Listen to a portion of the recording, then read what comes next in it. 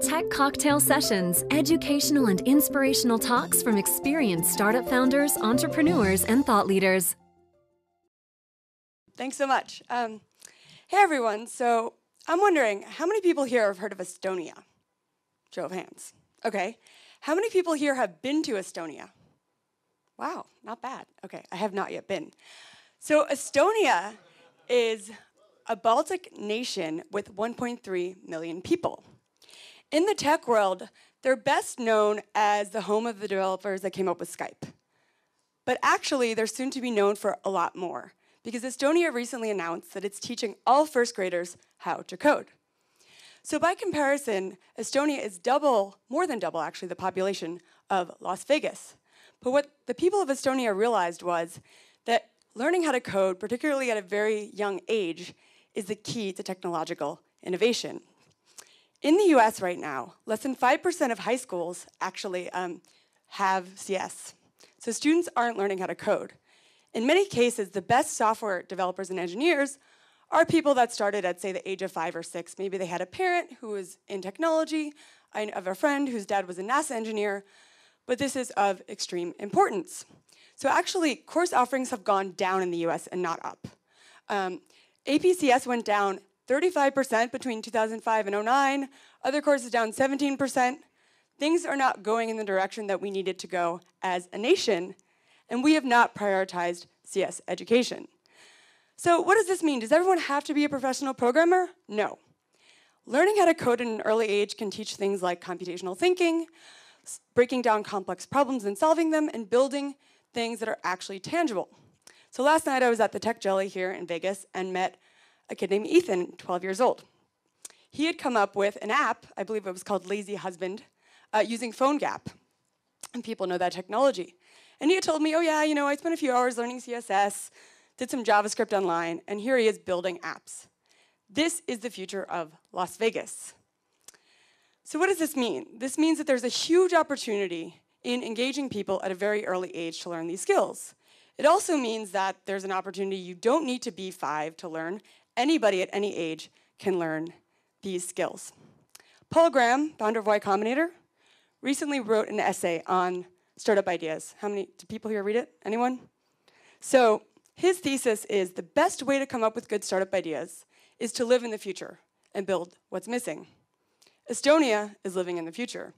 He also says that if something seems obvious to you, that means it's probably a good idea if you're living in the future, and that if it's too late, don't worry. If you're living in the future, you'll be fine.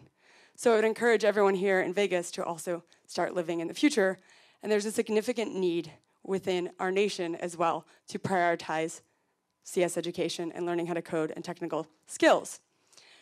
So as far as the future of education and learning, I see 3 major trends. The first is that there's going to be more and more knowledge online. Things are going online, not off. That's not to say that there isn't importance in online and offline interaction, and I've worked a lot on that, but by and large, things are going online. Secondly, the inertia is moving away from the system, not toward it. Again, there's a significant role for schools to play in all of this. For example, for leveling the playing field, some people's parents are engineers and they can learn, but not everyone has access to that. And the third is that the line between teachers and students is being increasingly blurred. There's a saying that to teach is to learn twice. And actually, there's a huge amount of potential in things like peer-based learning. So I've taught at Stanford and Yale, and actually in my class at Yale, I always had my students come up with projects. They had to design it, they actually had to work with groups, they had to put something online and release it to the world. The results, I have to say, were incredibly impressive. So I got an email a few weeks back from a former student of mine saying, hey, I have some legal questions. It turns out somebody wrote to me and wants to license and possibly acquire the website I built for your class. And I was like, hey, that's pretty awesome. He actually has a huge opportunity coming out of that. I've had students create videos and films that were viewed by tens of thousands of people and presented at conferences. My class was not a filmmaking class. That one was called Intellectual Property in the Digital Age. It was about remix culture. They had DJs, filmmakers, authors, so on and so forth. So the future of education is one in which it's project-based, it's engaging, It's one where people collaborate. Right now, our educational system is so focused on the individual and not on the teamwork, but all of you know that in the real world, first of all, there's no exam for life. And second of all, you do not work alone. You have to collaborate with others. So secondly, a huge trend that we'll see in the future is one of peer-based learning. As Frank mentioned, I'm part of a community at Stanford called StartX. We are a peer-based entrepreneurial community. It's not a top-down approach. We share knowledge within the community, and the benefit is that there's no one singular leader that we all look to. We all create and share our knowledge, and it's been incredibly successful.